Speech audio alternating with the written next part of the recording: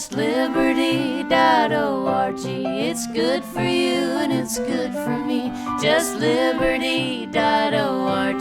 Justliberty.org. Hi, this is Scott Henson, and you're listening to Just Liberty's Reasonably Suspicious podcast covering Texas criminal justice, politics, and policy. My regular co-host Mandy Marzullo went under the knife last week, and we definitely wish her well.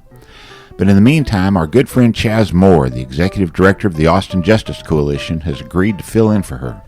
Thanks for joining me, Chas. How are you doing today? I'm good. Hopefully I can do a pretty good job of filling in for Mandy. Oh, I'm sure you're going to do great. Chas, you spent last week in Washington, D.C., where you attended the 2020 March on Washington. Did y'all get everything straightened out up in D.C., or is there more to do up there? Unfortunately, no. It's still, just like the march in 63, the Million Man March in 95. It's a moment to gather. It's a moment to reflect on moments in the country, movements in the country. But it's always work to be done, right? But I think it was really good and also disheartening to see the families of victims of police violence and really, zone in on the fact that it's so many names and hashtags that we don't know, right? It was so many families of victims of police brutality and violence that we'd never even heard of. That was very interesting to me. So, but outside of that, it was really nice and hopeful to hear from so many young voices and advocates and activists around the country. And, of course, with 2020 being a huge election year, if not the most important election of our, of our lives, the message around voting and the importance of voting was definitely there. But really, the message around unity and resilience and perseverance was something that I really needed to kind of refuel me for the work we do here in Texas. But and also, living in Austin with, a lot of white people, it was good to be around a lot of people that look like me, and just, share that space. So, I'm so glad I got to go, and I'm looking forward to going to the 60th anniversary in a couple of years. Yeah, it looked like a really good turnout there. Actually, the crowd was awesome. So I was teasing you before you went in the 60s. You had Bob Dylan sing, you had Harry Belafonte. Did y'all have any good high-end music perform for you? No, well, not like these big. Beyonce wasn't there, right? Beyonce and Jay-Z didn't perform. Beyonce, what's the deal, man? Come on. But they did have step up, will you? They did have a really nice band. And of course, I was really humbled and honored to meet George Clinton, right, who is a musical icon and legend. Sweet. Right? So, yeah, I mean, he didn't perform, but he was there. What was that? What's George Clinton like? Still with the Funkadelic swag, he had like a all gold metallic get up on. And outstanding. He had his goggles. He was, very much mothership, right? So, I think that was probably my favorite part, just running into George Clinton and meeting him. And also, running into Ayanna Pressley, Rep. Omar, Corey Bush, who is, overnight rock star. So, it was definitely some high profile people out, and they were out amongst the people, socially distant, taking pictures and stuff like that. But it was definitely, it was a sight. Well, I'm sorry you had to come back to Austin and hang out with all these white people, but what do? You at least got a break. Yeah. So, all right. Well, this has obviously been a summer filled with protests over George Floyd here in Austin, over Mike Ramos and Brian Manley, and you're just back from the National March on Washington. They're protesting in Kenosha, Wisconsin. Big picture. Talk to me about the end game. In your mind, what is the theory of change that takes all this protest energy in the streets and transforms it into institutional change in police departments? So, I think the theory of change here is very simple. I just think, the power structures that be, whether it's city council, city managers, mayors, state legislators, I think we just have to be willing to try to do new things, right? Like we know now, whether it's if you want to go back to the 94 crime bill, or if you want to go back to like the Reagan tough on crime era, anytime or every time we've invested more into the criminal legal system, the punitive criminal legal system, and really the arm of it that starts all of it, the police departments, we do not get the results that we thought we wanted, right? We don't get safer communities. We don't get the better outcomes for low-income socioeconomic communities. What we got and what we get is mass incarceration. We get black and brown folks and poor people that are killed by police. So I think the theory of change is we have to try an alternative approach to public safety, right? I think we have to be willing to step back and say, you know what, maybe this thing that's called policing or policing as we know it isn't working, right? Like maybe we should try investing our dollars and our resources into other alternatives to public safety.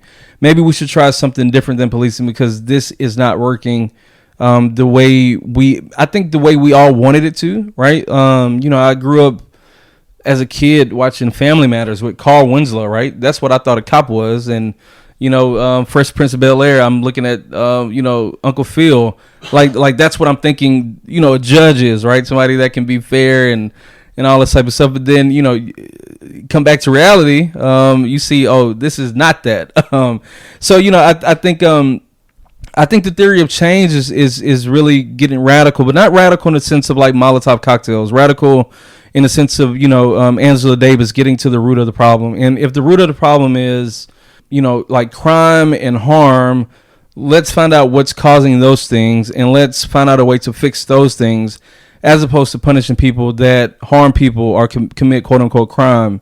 And I think the only way we do that is by really getting back to like this American ingenuity of discovery and trying something new and invention, because we know what we have today in policing, whether it's 21st century policing, community policing, donut with a cop, basketball with a cop. It does not work on a very fundamental level. So I just think that again, we just have to be willing to try something new and think outside of our own boxes. And I think we have to be willing to step outside of our own comfort and say, you know what, as an American, whether I'm Republican or white or whatever, other Americans are not safe when they call 911 or when police show up, right? And I think we owe it to one another as Americans and as humans and as people to say, you know what, like, yeah, we gotta do something different. It is amazing how unwilling we are to experiment with some of these public safety structures, and you hear the same just garbage over and over, sort of justifying these structures that are failing. We're going to talk more here in a little bit about slave patrols and the history of Texas policing, but I've been reading all these clips from the 1840s and 50s on old slave patrols. And there was this one where this guy was saying, sure, the slave patrols aren't working that well, and the guys are just sort of wandering around town without really doing much. But that's because we have the wrong kind of people in that job. We need people who are more committed to the cause and who have, their own skin in the game. And I'm thinking to myself, okay, I've heard these arguments this year. No one's questioning the underlying structure. No one's questioning, okay, are we just doing something that maybe is problematic in and of itself, And to see all that replicated, 160 years ago or something is really kind of nuts.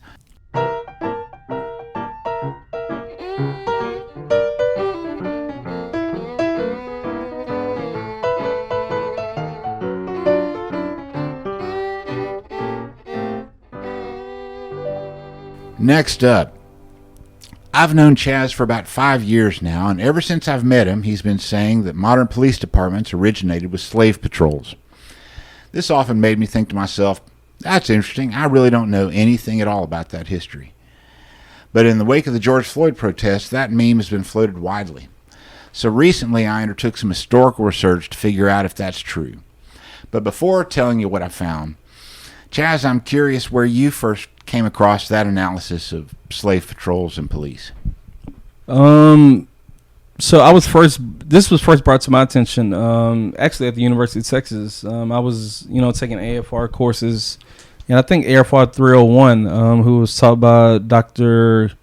Gordon at the time, he brought this up, and, it was really fascinating to me. And, it made so much sense once I read about it, once I learned about it. And then also, I think my whole theory around the role of policing was also broadened when I went to the Holocaust Museum, and you look at the role of policing in almost anything bad in history, right? Fascinating. Yeah, right. So it was definitely AFR classes at University of Texas that told me that. And I think for anybody that has the time, I think everybody should do themselves the due diligence to go find out about the origins of policing as we know it, which is slave patrols. Well, I have to say, as I went back and researched this, I've basically realized that no one has ever researched this topic for Texas, really. That it's just not been something that anyone who's ever published anything has actually delved into. But I have gone back a little bit and tried to figure out, okay, is it true that it's really like the origin of policing? That's a pretty strong statement. And I think that is probably a slight overstatement. It is an overstatement. So in Texas, our slave patrols were created in 1846 with an act of the Texas legislature. And they created a structure where county government would operate multiple districts in each county. And they would hire between 4 and 6 people in each district. And it was a part-time gig. You just did it at first once a month. And so it was separate from and sort of parallel to sheriffs and constables, and also city marshals, which were sort of the equivalent of the police chief. So we did have sheriffs and constables before we had a slave patrol. And we had law enforcement that had sort of separate functions. What you saw, though, first, even the law enforcement that weren't slave patrols had a role in enforcing slavery, enforcing apartheid, enforcing separation between the races. And more than that, and I found this fascinating, I went back and read clips from the 40s and 50s from a variety of Texas papers, mostly really small town papers, actually, but some in Austin. And what you saw was, over the course of like the 20 years leading up to the Civil War, people would start to conflate crime and runaway slaves, right? So, we have burglaries rising. We need to send more slave patrols out. And it was the assumption that, if there's crime, it has to be because black people are doing it, and so let's send that out. Send out the slave patrol. And up until the slave patrol, and for the police departments, like the police departments didn't start to do any of this until after the Civil War. Austin and Houston were sort of the first cities to create their own police department patrols in Texas, and they both did this right after the Civil War. What you had seen was, over time, the public had been sort of confusing the slave patrol with public safety, to the point where the slave patrol was the thing they'd always call for, because that's what was visible. Before that, law enforcement had a customer service approach, right? Law enforcement was a bureaucrat who sat in the office, and someone comes in and reports a crime, and then they go out and deal with it. And so, you wait until someone reports it. And so I feel like what I was seeing in those clips was, once the slave patrols ended because there were no more slaves, the white pro-Confederate population of the city was horrified that free black people might just wander the streets undeterred, and began to call for reinstituting patrols to rein them in. And it was very explicit. So when the Austin Police Department was created, Dr. Kevin Foster, who's a black studies professor at UT, had found these amazing quotes from the Austin City Council. The police department was created to deal with, quote, the fact that a large number of Negroes turned loose by their owners are congregating in and about Austin, making it necessary to organize a police force to deal with them. You know, they were worried about able-bodied Negroes who've abandoned the service of their employers, or are found loitering or rambling about or idly wandering the streets. Well, this was the justification for creating the Austin Police Department. It was literally like what the city council was saying from the dais, you know, when they, we're talking about creating that. And so where I've landed on this is, while I think it's an overstatement to say policing originated in the slave patrols, I think that after the Civil War, white people began demanding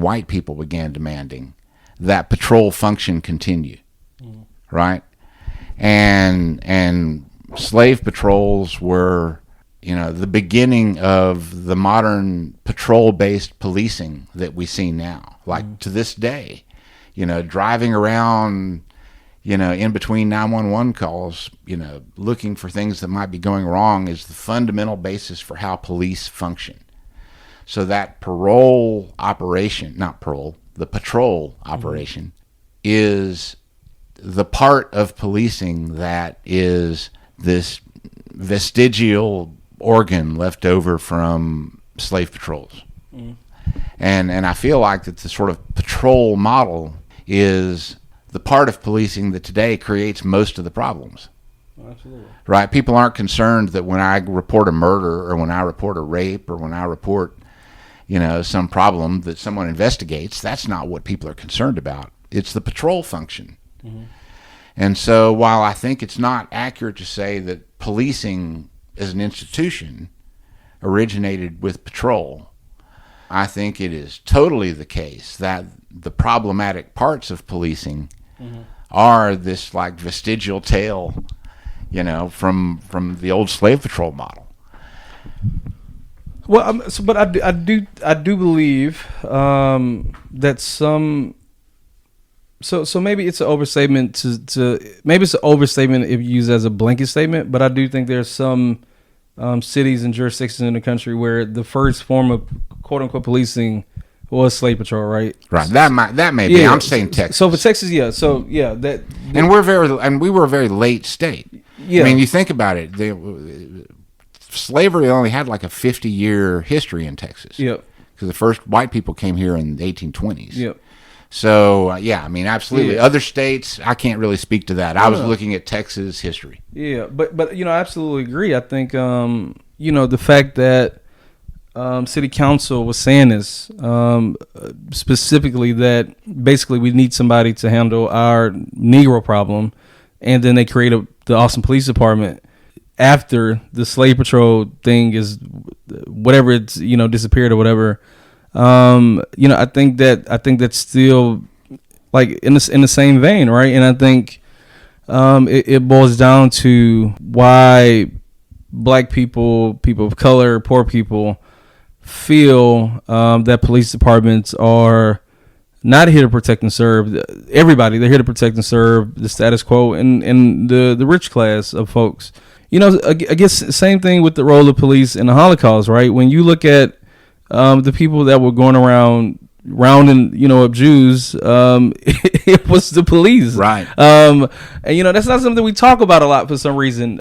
So yeah, you know, I think that is all very interesting, and you know, I'm guess, yeah, I mean, I wish more people knew this. I think this is something that needs to be taught, absolutely for sure. But I guess my question for you is, knowing that, or if we can agree to this, can we agree that the APD was created to patrol black people? Absolutely. Okay, so if we agree with that, or is it reasonable for people to feel that there's no way to reform this particular police department, this particular institution, right? Like, because a lot of people in the black and brown communities feel that, even though they may not know that was said about why the Austin Police Department was created, they feel that. Like, that's a very real reality to them, which is why a lot of people are no longer on the reform train. They're just like, you know what, let's just not deal with the police department. Let's get rid of them completely. So, and my question to you is somebody that's been doing this work for years, and you've seen all the movements. Well, not all of them, but your fair not share. Not that old. Do you think this resurgence in the abolition movement, right? This is not new. This has been here. Then it was too far fetched for its time. So that's how we got reform, and now we're back to maybe this is like Do you think abolition is the answer based on what you know about some of the history around police and policing in Texas? That's a great question, because there's so much bad history, especially when you look at the Austin PD and you look at how explicit it was about its creation. How can something created for such an abominable reason turn around and do good 150 years later, or whatever it is? At the same time, every society has to have some way to sort of enforce your basic statutes, whether they're don't kill, don't rob, or pay your trade taxes, or whatever it is, right? One thing I found amazing and humorous was that the early city marshals and sheriffs, the main reason they were full-time and the slave patrols were part-time was all fee collection, right? Like, law enforcement was being used to collect fees and to generate revenue. But there have been some sort of law enforcement long before there was even in America, right? I mean, there was a sheriff in Nottingham when Robin Hood was going around. Mm-hmm. So there's always been some need to say society has minimum laws, minimum standards, and we're gonna hold people to account to those. And the reason that I'm hesitant to go all the way to abolition for myself personally, and we've talked about this a little bit in the past, but in the 90s when I came up working on these topics, and I was a young 20-something guy working on police brutality cases and trying to stop the police from shooting young black guys, mostly, frankly. Most of the black community, not just in Austin, but really nationally, wasn't down with that agenda, right? I mean, post Rodney King, the black community did not rise up and demand police accountability. They mostly rose up and supported the 1994 crime bill. Mm-hmm. And the James Foreman book, Locking Up Our Own, is sort of the best piece of analysis about what was going on then. And I dealt with those folks up close and personal, like all the tough on crime black community leaders. There was a woman in Austin named Willie Mae Kirk, who was very influential to me on these topics. And her son was Ron Kirk, who was the first black mayor of Dallas, and later on Clinton's trade representative.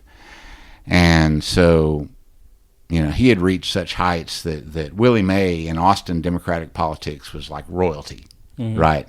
She, when Ron was mayor of Dallas or in the Clinton administration, mm-hmm. she was all that. And Willie Mae couldn't stand me because I was on these topics. Oh man, she was so mad that we even existed with the group pushing for the police monitor and stuff like that. And she thought if the cops were shooting people, they were shooting the people who needed to get shot. And where she was coming from, and I spent a lot of time trying to understand where Willie Mae was coming from, because she was a good-hearted person. She was not mean. She wasn't somebody who was, who you could dismiss. But where she was coming from was she didn't live far from here. Where she was coming from was crime in East Austin was rampant, and the main victims were black people.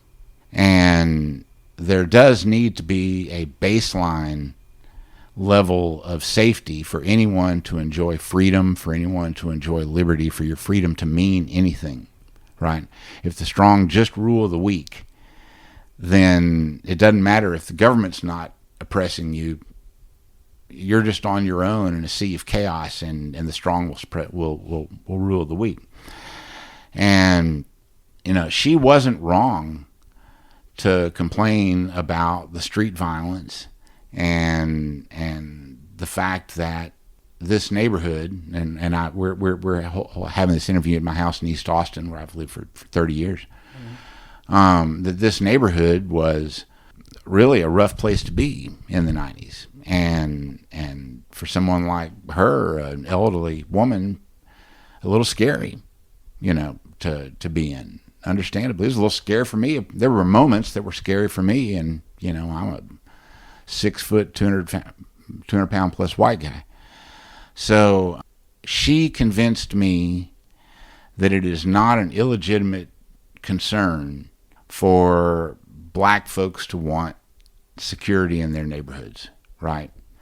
That her availing herself of her civil rights and the benefits of a free society require a baseline level of security that was not being provided in the 1990s in this neighborhood. And so that's the balance. I feel like when you say abolish the police, it sounds trite, but the question becomes, well, what about those true security questions, right? I mean, it's one thing when we say, well, you're just arresting people who are drug addicts and really they need drug treatment, or well, this is, about a mentally ill person, and really we need more mental health treatment. But sometimes the strong just rule the weak and abuse power.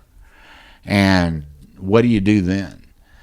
And so I feel like that those policing functions are legitimate, and some of these others are not. It's one of the reasons that I'm interested in this distinction of how patrol was grafted onto the policing model as its sort of separate thing, right? When someone comes and says, I was victimized, someone comes to the government and says, I was raped, I was beaten, someone was murdered, something bad happened. I think it's legitimate for people to have an expectation that the government is going to assist in providing some baseline level of security there.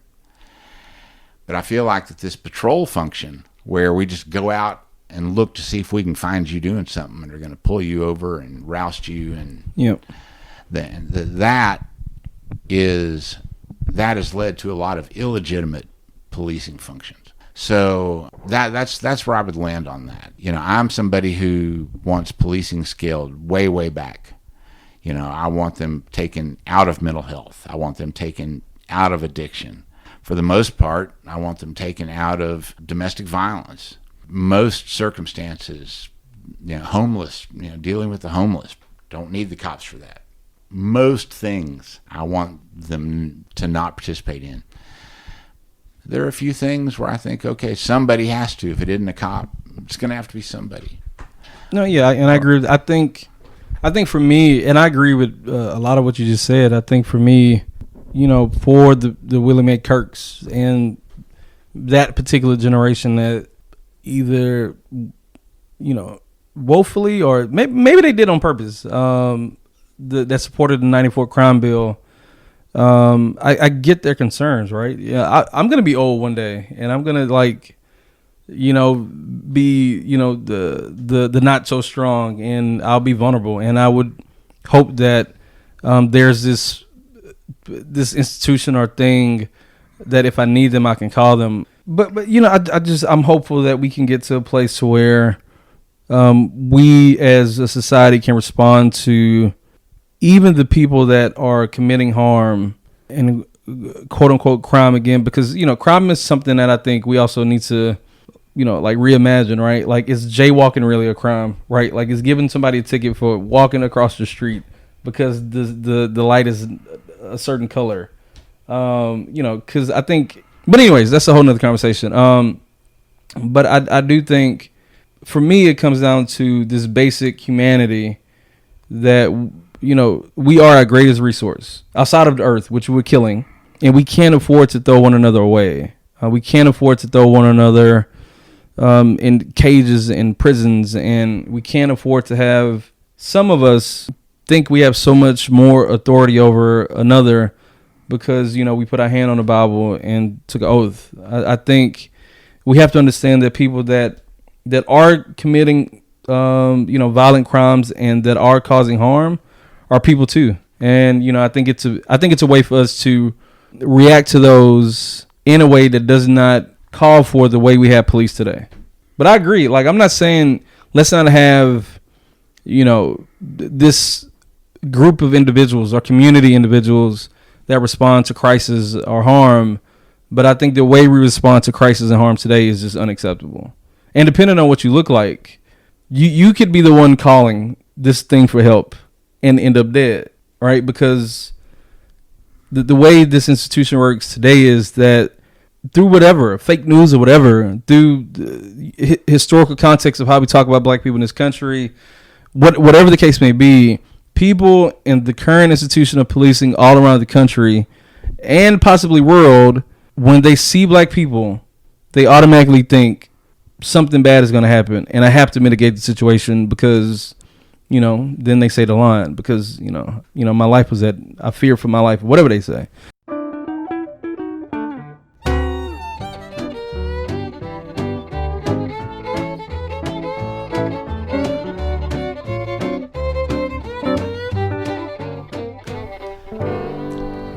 Chas, the changes to Austin's police budget have simultaneously been undersold and oversold, I would say. The governor and Matt Makiewicz at the local Republican Party want to portray the cuts as crippling and draconian, while critics on the left called for zeroing out the police budget in 4 years and say these cuts fall short of that goal.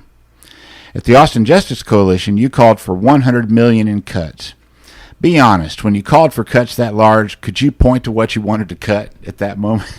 Absolutely not. No way. I just knew, as a leading voice in the movement here, and as a, just as a strategist, like, we couldn't just keep saying defund the police. We had to put an amount on it, and luckily I just work with some amazing people that trust me. And I said, what about 100 million?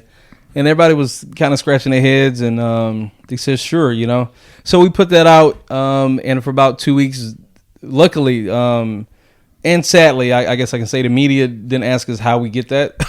So that gave us time to work and do the math and do the work, so we can actually show how we do that. But yeah, I was just thinking, what's a good place to start? To show that this city cares about, Black Lives Matter, that it cares about the communities affected by policing. And I think 100 million out of 440 million is a pretty big chunk of change. It absolutely is. Well, and now to be clear, they only ended up the actual cut was only 21 million. And I feel like that a lot of the sort of backlash from the governor and some of this has been based on the assumption that, oh, no, you cut 1/3 of the police department budget. Well, no, we cut less than 5% of the police department budget. Mm-hmm. So talk through what was actually done, because there's been so much misinformation and people pretending that, oh, we're going to cut the crime labs and we're going to cut internal affairs, but that's not really what's happening. So describe what was actually done. Yeah. But I would argue that yes, that's the immediate cuts. The immediate cuts come from the cadet classes that we won't be having, right? And that's because the cadet process was all messed up and they had to revamp the training, right? Yeah. I mean, well, that and the police department, right? Like, even if we had the most amazing cadet training, we still have a very shitty police department, right? So it's a meme of a little dog drinking his coffee in the house, where he's like, "Oh, this is fine." Like, why would you bring people into like this type of shit show? So, It was just like, yeah, let's just take a break on adding more people into this burning house. And that's where, I think 21 million of the immediate cuts come from. But again, like the 80 million that comes from what Greg and the mayor have called decoupling to all the things that people were so nervous about, victim services, forensics, the 911 call center, those budgets, and none of that is being cut. It's just not in the police department anymore, right? So it's not in the police department's budget. But all those departments are still going to be fully functional. They'll just be independent of the police department. But I think it's also important to note that that money won't be going back to the police department in like forever. Hopefully, if we keep it that way. And then I think the part that we have to be diligent about is the last part, the 47 million that comes from the reimagining public safety part, right? Like, I'm on the task force for that with Kathy, Chris Harris, Emily Garrick, a lot of amazing people. And that's where we as a community and city officials get to hopefully really reimagine not only safety, but public safety, and create new institutions or, affinity groups, whatever you want to call it, that can respond to some of the things that we mentioned earlier, right? Like, you and I agree we don't need cops for substance abuse. We don't need cops for all domestic violence situations. We definitely don't need cops for homelessness. Like, that 47 million will then go into investing in these new things that we create. And that money, hopefully we can use every dime of it so none of it goes back to the police department. But that money also won't be going back to the police department either, right? So, yeah, the fund, decouple, whatever you want to call it, the plan is for this money not to go back to the police department. So, well, and it's a big reorganization of the department. I mean, that's the thing I feel like is getting missed in a lot of the discussion is that, okay, having the crime lab be independent is different from not having a crime lab. Yeah, absolutely. And some of the demagoguery just assumes that, people here are just going to blow things up, and that's absolutely not the case.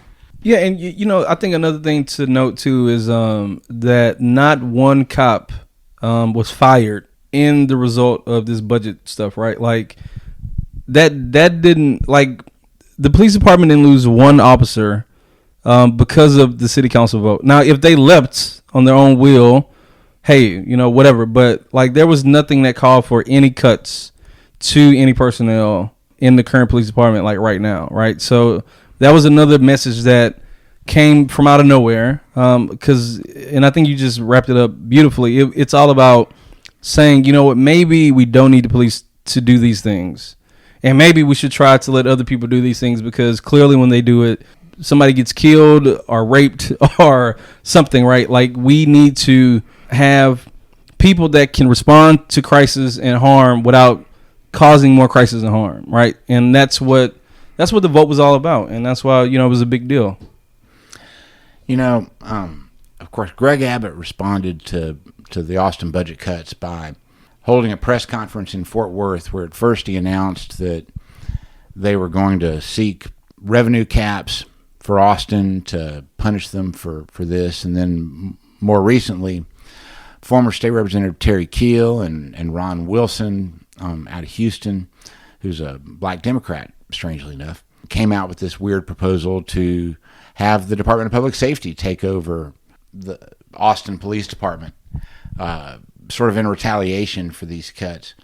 And I feel like, this is at this point become a political football that has very little to do with what actually was done, right? I mean, the amount of actual cutting that's happening is so small that can't be the real concern, but it's become this hair on fire situation. I'm less concerned about that than a lot of people, to be honest. I feel like, first off, if Democrats take control of the Texas House, it's not happening at all. It's just not occurring. I feel like right now the police union is making noises like they're supportive of that idea because they want to spite the city council. Mm-hmm. But they don't really support that, because look at what DPS troopers make compared to Austin Police Department. Mm-hmm. They don't want their salary in the hands of people who think that they should be paid $20,000 a year less than they are. Mm-hmm. So, I feel like the politics of actually having that happen seem very unlikely to me. No, yeah, and to me, on a very basic level, any state representative, state legislator that is willing to limit their own local municipalities for making money because of what they choose to do around public safety is just that's political suicide. That doesn't make sense to me. So the more I think about it, I think this is all Republican fear mongering and jargon.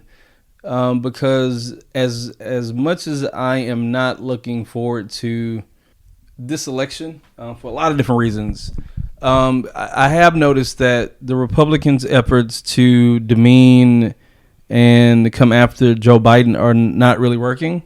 So they're trying all this other stuff, right? I think if you look and listen close enough, I think the Republicans are very much trying to get back to like this law and order type of vision and framework. So, and all that what Governor Abbott is talking about falls into that, right? Like, back he actually tweeted today, I think, back to blue, which up until that point, I was like, you know what?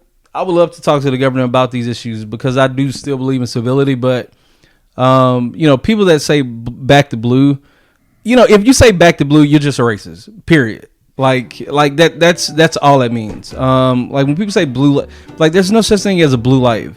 Like that's not a life. That's an occupation, right? Like I don't get to go home and take off my black skin and be another version of Chaz. Put the uniform in the closet. Right, and just go watch Frasier for the night. But it's so I think the fact that the governor is clearly drawing a line in the sand and showing us where he stands is something that's very interesting. But I'm hopeful that our lawmakers are not going to, go into like this weird, state over, because that's, first of all, it's anti-Republican, right? They believe in like, little government. So now you're telling me the government is going to control how we do things? I don't know. It's just very interesting.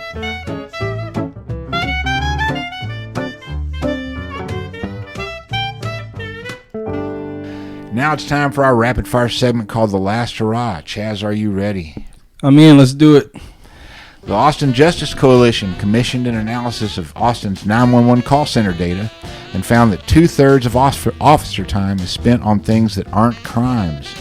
What are the implications of this finding? Cops don't do what we think they do.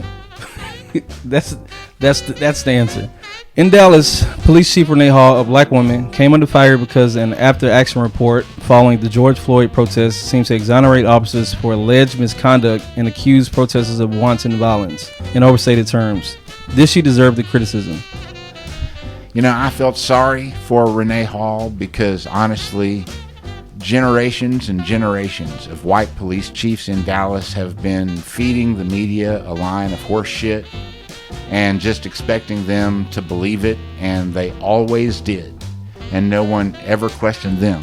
She fed them a line of horse shit, and it really was horse shit, but the world has changed, and people aren't accepting that from the police anymore. So, in a way, I feel sorry for her, but a new day has dawned, Okay, last one. In Houston last month, members of the Texas Legislative Black Caucus unveiled Texas George Floyd Act at a press conference with Floyd's family. The bill would restrict use of deadly force, eliminate qualified immunity for state civil rights suits, but not federal ones, require corroboration for undercover officers in drug stings, and finally ban most Class C misdemeanor arrests, a provision that was stripped out of the 2017 Sandra Bland Act. What do you think of this bill, Chaz, and what are its chances of passing? I think the bill is definitely a step in the right direction. I think it's, full of things that we've been asking for and fighting for years at the Pink Dome. I'm hopeful that this year, because of the political climate, that we can actually get some criminal justice reform. But the way our governor is acting, I have no idea. That is totally the wild card. You're 100% right about that. All right, we're out of time, but we'll try and do better the next time. Until then, this is Scott Henson with Just Liberty. I'm Chas Moore with the Austin Justice Coalition. You can subscribe to the Reasonably Suspicious podcast on iTunes, Google Play, YouTube Podcasts, or SoundCloud, or listen to it on my blog, Grits for Breakfast. We'll be back next month with more and hopefully better news. Until then, keep fighting for criminal justice reform. It's the only way it's going to happen. Shout out to my team at Austin Justice Coalition and all our volunteers. Outstanding.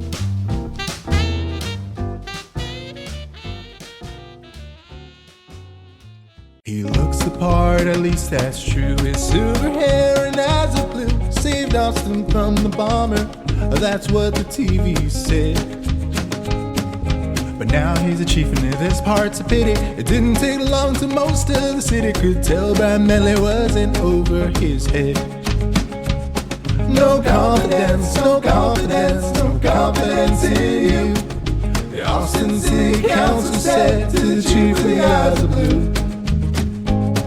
Not much in love is certain, but we know this much is true. We got more belief in aliens than confidence in you. On June 12th, the Austin City Council unanimously voted to say they have no confidence in Police Chief Brian Manley's leadership, but the city manager still hasn't fired him.